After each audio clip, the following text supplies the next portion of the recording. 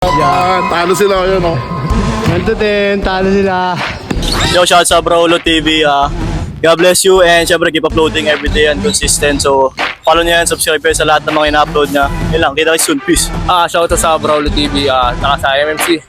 Sa pa-tryout ngayon, napagod kami yung umaga. Shoutout dun sa mga kabataan na nag-tryout ngayon lahat dito. Ayun, salamat sa inyo. Tsaka gutihin nyo lang, magkakaroon kayo ng scholarship. Tuloy lang sa pangarap. For today's video episode nga mga kamangga, tuloy-tuloy lang ang ating tryout dito sa MMC Metro Manila College. Super nakakatuwa at nakaka-overwhelm nga lang naman talaga pag may mga alumni o mga player na mga dati na talaga namang todo suporta pa rin kahit na may mga kanya-kanya na silang mga gawain. And speaking of love, love is basketball. Talaga namang kahit sobrang busy mo, may pamilya ka na, matanda ka na, bata, matanda, may ngipin o wala, ay siya talaga namang mamahalin mo ang larong basketball. First thing to do mga kamangga, syempre kailangan mo muna mag-stretching at magpapogi like this. Oh yeah! And for today's scrimmage nga mga kamangga, meron kaming special guest,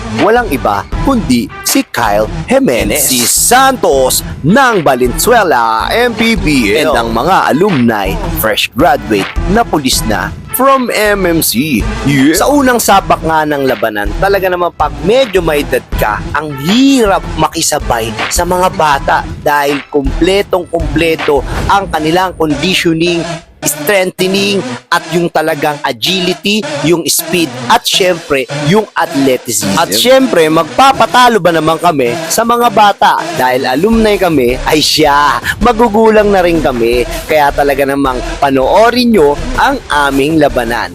Let's watch it mga mangga. Let's go!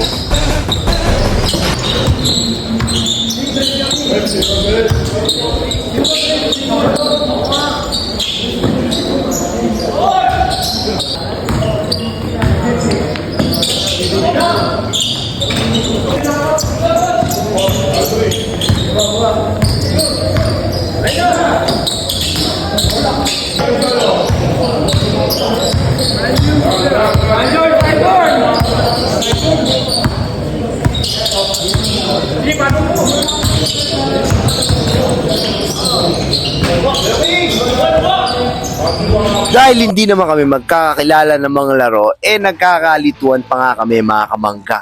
Pero nung huli na ay siya talaga namang nagkaroon kami ng chemistry. Well, masyado naman talagang physical ang aking laro. Pero dahil yun ang goal namin para mapatibay ang mga bata, ay siya, di pinagbigyan na namin. Wari mo kung makikita mo naman gayon rin yung takbo na yan at yung tirang yaon, ay siya, ka-shooter. Pero sabi nga nila, huwag kang titigil dahil na-steal ko yan, boy. Yeah. Kwento ko lang mga kamangga, stopper talaga ako ni Terence Romeo. Hindi nga, huwag ka tumawa, joke lang. Pero for real mga kamangga, nung time ko sa FEU, talaga namang defensive player ako dahil yun lang role ko para ma-stop sila Terence Romeo, R.R. Garcia at si Mike Tolomia. Nakita mo yung tumbling na yun, di ba? Dahil team B kami ang laging naaatasan para depensahan sila. Yeah!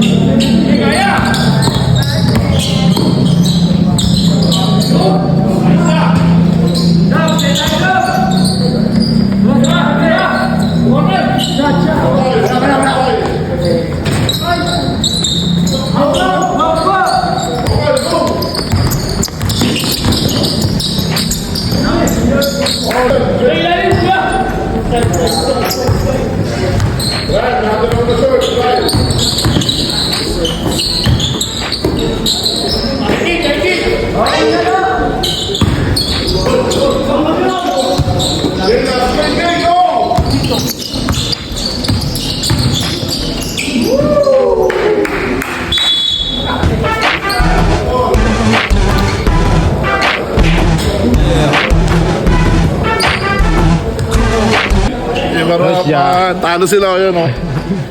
Ay, sarap. 1 to 10, talo sila. Ay mo.